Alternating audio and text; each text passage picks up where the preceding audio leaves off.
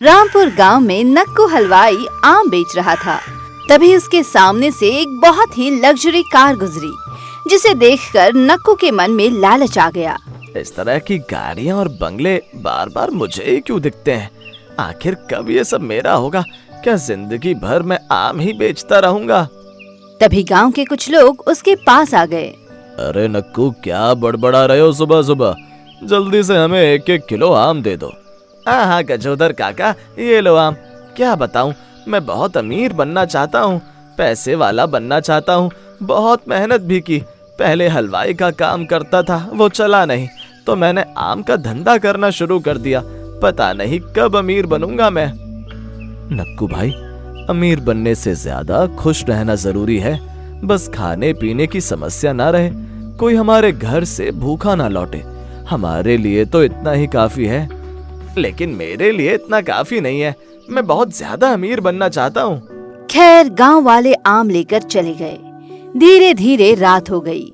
नक्कू वही अपनी दुकान पर बैठा रहा।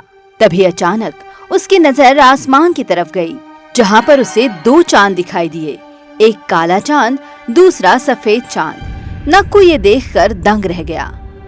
अरे बाप रे, ये क्या? आसमान में 2-2 चांद हो गए। तभी वहाँ पर अचानक न जाने कहां से एक तांत्रिक आ गया। बच्चा घबरा मत, आसमान में ऐसा नजारा 100 साल बाद हुआ है। मैं जानता हूँ तू बहुत अमीर बनना चाहता है, और तेरे लिए इससे अच्छा मौका नहीं है अमीर बनने का। ये सुनकर नक्कू दंग रह गया। बाबा, आप तो अंतर्यामी हैं। आपको कैसे पता चला कि मैं अमीर बनना चाहता हूँ? और मैं अमीर कैसे बन सकता हूँ, बताइए ना। किसी ऐसी जगह चलो जहाँ पर दूर दूर तक इंसान ना हो, वहीं पर मैं तुम्हें पूरी बात बताऊंगा। नक्कू तांत्रिक को लेकर गांव से बाहर किसी घने जंगल के अंदर चला गया। वहाँ पर उसे तांत्रिक ने बताया, चंद्रमा पर हर 100 साल में एक जादुई आम उगता है, इच्छा आम। कहा जाता है जो उसे छील दे, उसकी कोई एक इच्छा पूरी होती है। इच्छा आम? वो भी चांद पर? लेकिन इतनी दूर वो आम लेने में जाऊंगा कैसे? और आपने मुझे इस काम के लिए क्यों चुना? बहुत सवाल करता है बालक, सब बताता हूँ। अपने कान इधर कर, हवाओं के भी कान होते हैं। तांत्रिक ने उसके कान में कुछ कहा। उसके बाद, ठीक है बाबा, अमीर बनने के लिए मैं कुछ भी करने को तैयार हूँ। वहीं दूसरी तरफ चांद पर बहुत बड़े बड़े आम के पेड़ लगे हुए थे, लेकिन वो पेड़ हवा में लटक रहे थे। बड़े बड़े आम भी लगे हुए थे। काला चांद और सफेद चांद उन पेड़ों की रखवाली कर रहे थे। सफेद चांद की बारी बारी आंखें बंद हो रही थी। तभी काला चांद बोला, क्या हुआ सफेद चांद? मुझे लगता है तुम्हें नींद आ रही है, सो जाओ। भाई, तुम्हें पता है ना, ये इच्छा आम है और आज 100 साल पूरे हो चुके हैं। अगर आज रात धोखे से भी आम चोरी हो गए तो सब कुछ बर्बाद हो जाएगा, धरती से जीवन भी खत्म हो सकता है। अरे भाई, तो मैंने कब कहा कि हम दोनों लोग सो जाते हैं? आपको नींद आ रही है तो थोड़ी देर आप सो जाइए, जब आपकी नींद पूरी हो जाएगी तब मैं सो जाऊंगा। हाँ, ये सही रहेगा। ठीक है, फिर मैं सो जाता हूँ। इच्छा आम का ध्यान रखना। सफेद चांद सो तो गया, लेकिन जब उसकी नींद खुली तो देखा काला चांद भी सो रहा था और सारे आम चोरी हो चुके थे। वो जोर जोर से चीखने लगा। ये क्या हो गया? सारे आम कहाँ चले गए? अब तो अनर्थ हो जाएगा। हे भगवान, ये सब क्या हो गया? कैसे मेरी आंख लग गई? आखिर कौन इतना बड़ा पागल होगा जिसने चांद पर से आम चुरा लिया? इसीलिए मैं बार बार मना कर रहा था कि मैं नहीं सोऊंगा। मुझे देखकर तुम भी सो गए होगे और कोई इच्छा आम चुरा ले गया। अब पता नहीं उस आम का कौन किस तरह से इस्तेमाल करेगा। अगर किसी ने उस आम का गलत इस्तेमाल कर लिया तो सब कुछ बर्बाद हो जाएगा। वहीं दूसरी तरफ 2 दिन के अंदर धरती पर नक्कू हलवाई का एक बहुत आलीशान घर हो गया। वो पैसों के ऊपर सोया हुआ था। चारों तरफ सोने चांदी की मूर्तियां रखी हुई थी। नौकर चाकर उसके आसपास थे। एक नौकर सुबह सुबह उसके लिए कॉफी लेकर आया। नक्कू सर, उठ जाइए, सुबह हो गई। लीजिए, कॉफी पी लीजिए। चल जा, जल्दी से मेरे लिए आमलेट बना कर ला। नौकर सिर झुकाकर वहाँ से चला गया। इधर नक्कू अंगड़ाइयां लेते हुए कॉफी पीने लगा। क्या बात है, ऐसी जिंदगी तो मैं चाह रहा था। मजा आ गया। दोपहर को कुछ गांव वाले नक्कू से मिलने आए। अरे नक्कू भाई, तुम तो 2 दिन के अंदर इतने बड़े आदमी बन गए। ये कैसा चमत्कार है? मेरे पास ऊपर वाले का आशीर्वाद है। जल्दी यहाँ से जाओ और दोबारा जब आना तो नहा धोकर आना। मेरा सोने का बंगला गंदा कर दिया। अरे मेरे नौकरों, जल्दी से पूरा घर साफ करो। गाँव वाले बेचारे मुंह लटकाकर वहाँ से बाहर चले आए। देखा गांव वालों, अमीर बनते ही इसके अंदर कितना घमंड आ गया। अभी 2 दिन पहले चौराहे पर खड़े होकर आम बेचा करता था। वहीं दूसरी तरफ सफेद चांद ने गणेश जी को अपने पास बुलाया। काला चांद भी मौजूद था। गणेश जी, आप चांद पर मौजूद इच्छा आम के बारे में तो जानते ही होंगे, जिसे छील कर किसी की भी कोई भी इच्छा पूरी हो सकती है। कल रात सारे आम पता नहीं कौन चुरा ले गया। लेकिन यहाँ चांद पर चोरी करने कौन आएगा? यही तो हमारी भी समझ में नहीं आ रहा है गणेश जी। हर चोरी की जड़ इंसान ही होता है। बिना इंसान के चोरी हो ही नहीं सकती। इसलिए मुझे पिछली बार की तरह एक बार फिर से ऑटो ड्राइवर बनकर धरती पर जाना होगा। लेकिन इस बार मैं कई रूप बदलूंगा, क्योंकि इस बार मामला बहुत बड़ा है। गणेश जी ने अपने चमत्कार से तुरंत वही ऑटो प्रकट की। ऑटो पर बैठे और उड़ते हुए सीधे धरती पर आ गए। बिल्कुल हीरो वाली स्टाइल में उन्होंने ऑटो रोका और बाहर निकले। आखिर वो इच्छा आम किस इंसान ने चुराया होगा? धरती पर तो करोड़ों लोग रहते हैं, कैसे पता चलेगा? सबसे पहले पुलिस का रूप धारण करता हूँ। गणेश जी ने चुटकी बजाई और तुरंत वो एक पुलिस ऑफिसर के रूप में बदल गए और उनकी ऑटो बुलेट बन गई। बुलेट पर बैठकर आम की मार्केट में पहुँचे। सारे लोग उन्हें सलाम ठोकने लगे। जय हिंद, जय हिंद। क्या बात है, पुलिस वालों की तो धरती पर बहुत इज्जत है, लेकिन ये क्या, लोगों के दिलों में पुलिस के लिए इज्जत कम, डर ज्यादा दिख रहा है। अरे ये क्या, इंसान तो पुलिस वालों को बहुत गंदा गंदा बोल रहे हैं अपने मन में। उस मार्केट में बहुत सारे आम थे, जिन्हें गणेश जी ध्यान से देखने लगे। फिर उन्होंने हीरो वाली स्टाइल में बाइक खड़ी की और एक एक दुकान में जाकर आम चेक करने लगे। क्या बात है चाचा, तुम्हारा आम तो बड़ा अच्छा लग रहा है। कोई मिलावट नहीं है इसमें। बच गए तुम। अब आगे चेक करता हूँ जाकर। दुकानदार ने उनके सामने हाथ जोड़ लिए। फिर उन्होंने काफी देर तक एक एक दुकान छान मारी, लेकिन उन्हें वो इच्छा आम नहीं मिला। अंत में उन्होंने अपनी बाइक स्टार्ट की और हीरो वाली स्टाइल में बिल्कुल सुनसान रोड पर आ गए। मुझे इच्छा आम की खुशबू कहीं आसपास से ही आ रही है। वो धरती के इसी हिस्से में है। अब क्या करूं? उस आम की खुशबू उस तरफ से आ रही है, लेकिन इस बार मैं पुलिस बनकर नहीं, ग्राहक बनकर जाऊंगा, क्योंकि वो खुशबू मुझे किसी आम की दुकान से आ रही है। गणेश जी ने फिर से चुटकी बजाई और एक जेंटलमैन बन गए। दोबारा चुटकी बजाई तो उनका बुलेट अचानक पुराने जमाने का स्कूटर बन गया। स्कूटर पर बैठकर वो उसी जगह पहुंच गए जहां पर नक्कू हलवाई अपनी दुकान लगाता था। आसपास वालों से वो पूछताछ करने लगे। अरे सुनो भाई साहब, मुझे ऐसा लग रहा है यहाँ पर पहले आम की दुकान थी, आज बंद है क्या? हाँ बाबूजी, अभी 2 दिन पहले तक यहाँ आम की दुकान हुआ करती थी, लेकिन अब तो वो बहुत बड़ा आदमी बन गया। उसके बारे में आपसे बात ही नहीं करना चाहता मैं, घमंडी कहीं का। अरे लेकिन वो मिलेगा कहाँ, इतना ही बता दो। देखो बार बार मेरे सामने उसकी बात मत करो, वरना धक्के मारकर भगा दूंगा। अरे बाप रे, लगता है उस आम वाले ने बहुत गलत किया इन लोगों के साथ। इसे अभी सवाल पूछना ठीक नहीं है। खैर धीरे धीरे रात हो गई। वो अपना स्कूटर लेकर इधर उधर इच्छा आम और आम वाले का घर भी ढूंढते रहे, पर वो कहीं नहीं मिला। रात में वो किसी गांव में पहुंच गए जहां पर मेला लगा हुआ था। जिस इंसान ने इच्छा आम चोरी किया होगा, उसकी खुशबू मुझे इसी मेले से आ रही है। इस बार मैं कौन सा रूप बदल कर जाऊं? तभी उनकी नजर मेले के अंदर एक जादूगर पर गई, जो जादू दिखा रहा था।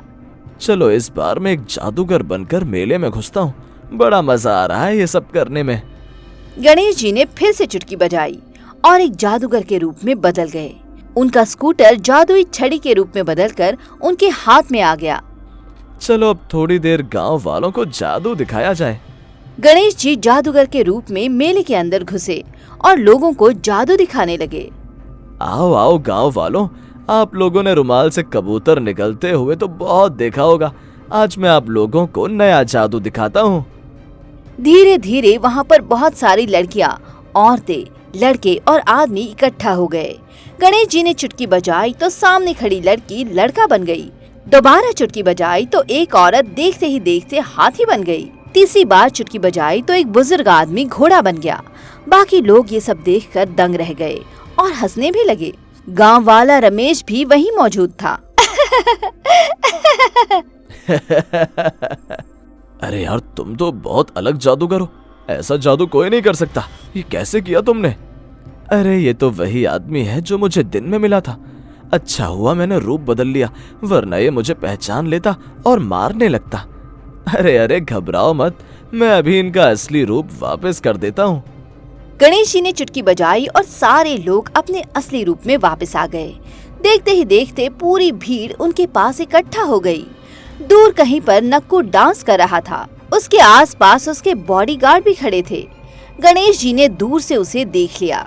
उस दुकान का मालिक यही आदमी है। इसके किरदार से उसी चाम की खुशबू आ रही है। लगता है एक रूप और बदलना पड़ेगा। खैर आधी रात को जब मेला खत्म हो गया तो सारे लोग अपने अपने घर चले गए। तब गणेश जी सुनसान रास्ते पर आ गए। उन्होंने चुटकी बजाई और चुटकी बजाते ही वो एक बहुत अमीर आदमी के रूप में बदल गए। दोबारा चुटकी बजाने पर उनकी छड़ी रोल्स रॉयस कार बन गई। उस आदमी का घर तो मैंने पता कर ही लिया था। सीधे चलता हूँ उसके घर। गणेश जी सीधा नक्कू हलवाई के बंगले के बाहर पहुंच गए और हॉर्न बजाने लगे।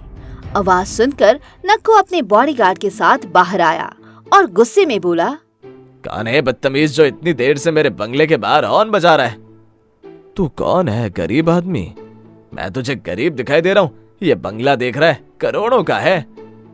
इससे 10 गुना बड़ा बंगला तो मेरे घर में खाना बनाने वालों का है। मैं यहाँ फंस गया हूँ। थोड़ा ठीक ठाक घर तुम्हारा ही लगा, इसीलिए सोचा तुम्हारे घर में आज रात बिता लेता हूँ। अब नक्कू लालची तो था ही, अपने से कई गुना अमीर आदमी देखकर उसे लालच आ गया और मन में सोचने लगा, मैंने इसे फालतू में बदतमीज बोल दिया। ये तो मुझसे भी कई गुना ज्यादा अमीर है। इसे मैं अपने घर पर रुकने को बोलता हूँ और फिर धीरे से उस इच्छाम के जरिए इसका सारा धन भी अपनी जिंदगी में खींच लूंगा। अरे सर, गलती हो गई। आइए आइए, आप जितने दिन चाहे मेरे बंगले में रह सकते हैं। नक्कू उन्हें सीधा कमरे में ले गया, उन्हें खाना पीना खिलाया और फिर वापस अपने कमरे में आकर सो गया। लगभग 2 घंटे बाद गणेश जी अपने बेड से उठ गए। मुझे कुछ अजीब महसूस हो रहा है। लगता है कुछ गड़बड़ है। ऐसा लग रहा है कुछ लोग बातें कर रहे हैं। जाकर देखता हूँ। गणेश जी ने कमरे से झांककर कुछ ऐसा देखा जिसे देखकर वो दंग रह गए। उन्होंने देखा कि नक्कू के पास तांत्रिक बाबा और काला चांद दोनों मौजूद है और कुछ बातें कर रहे हैं। नक्कू, आज अमावस्या है। अब वक्त आ गया है कि तू ये आम छील दे, जिससे ये आम एक्टिवेट हो जाएगा और पूरी धरती की पावर मुझे मिल जाएगी। लेकिन अगर धरती की सारी पावर आपको मिल गई तो धरती नष्ट हो जाएगी। देख, मैंने ही ये इच्छा इस तांत्रिक के जरिए तुझ तक पहुंचाया ताकि तेरी भी इच्छा पूरी हो जाए और मेरी भी। तुझे कुछ नहीं होगा। जल्दी आम छील, क्योंकि ये इच्छा आम एक साधारण लालची इंसान के छीलने से ही एक्टिवेट होगा और ये तांत्रिक तो साधारण है नहीं। नक्कू, भूल गया उस दिन मैंने तेरे कान में क्या बताया था? बहुत सवाल करता है बालक। सब बताता हूँ। अपने कान इधर कर, हवाओं के भी कान होते हैं। तांत्रिक ने उसके कान में कहा, देख, मैंने अपनी तंत्र विद्याओं से उस काले चांद से बात की थी। चांद पर बहुत सारे चाम हैं। कहने को तो दोनों चांद उसकी रक्षा करते हैं, लेकिन काला चांद उस इच्छाम से अपनी इच्छाएं पूरी करना चाहता है। आज रात काला चांद वो सारे इच्छाम चुरा कर मुझे देगा। मैं वो इच्छाम तुझे दे दूंगा, जिससे तेरी सारी इच्छाएं एक रात में पूरी हो जाएंगी। लेकिन उसके बाद तुझे काले चांद की भी एक बात माननी पड़ेगी। ठीक है बाबा, अमीर बनने के लिए मैं कुछ भी करने को तैयार हूँ। इतने में गणेश जी आए और असली रूप में प्रकट हो गए। काले चांद, इसका मतलब तूने ही ये इच्छा आम चुराए? हाँ, पर अब तूने देर कर दी। अबे नक्कू, जल्दी चाम छील। इतने में गणेश जी ने अपनी जादुई शक्तियों से सफेद चांद को भी वहाँ बुला लिया। इसका मतलब उस रात तूने जानबूझकर मुझे सुलाया ताकि तू ये आम चुराकर धरती पर भेज सके और एक्टिवेट कर सके। सफेद चांद, चिंता मत करो। अब देखो मैं इस काले चांद और इस तांत्रिक के साथ क्या करता हूँ। गणेश जी ने अपनी शक्तियों से तुरंत एक त्रिशूल प्रकट किया। फिर इस त्रिशूल की शक्तियों से उन्होंने इस तांत्रिक को गांव के बीचों बीच एक बहुत बड़ा बरगद का पेड़ बना दिया। फिर उसी त्रिशूल से उस काले चांद को कुत्ता बना दिया। नक्कू ये सब देखकर हैरान हो गया। ये क्या कर दिया आपने गणपति बप्पा? इस काले चांद को तो मैंने कुत्ता बना दिया। ये कुत्ता अब इस गांव की रखवाली करेगा और तुम्हारे बंगले के बाहर वो बरगद का पेड़ पूरे गांव को छाया देगा। तभी उन दोनों का पाप मिटेगा। और सफेद चांद, ये सारे इच्छा आम लेकर यहाँ से जाओ। आपका बहुत बहुत धन्यवाद गणेश जी। सफेद चांद सारे इच्छा आम लेकर वहाँ से चला गया। उसके बाद गणेश जी ने जाने से पहले नक्कू से कहा, नक्कू, आज के बाद कभी लालच और घमंड मत करना। गांव वालों से कल ही माफी मांग लेना, वरना ये सोने का महल गायब हो जाएगा। इतना बोलकर गणेश जी भी गायब हो गए। अगले दिन नक्कू ने गांव वालों से माफी मांगी और सब खुशी खुशी रहने लगे।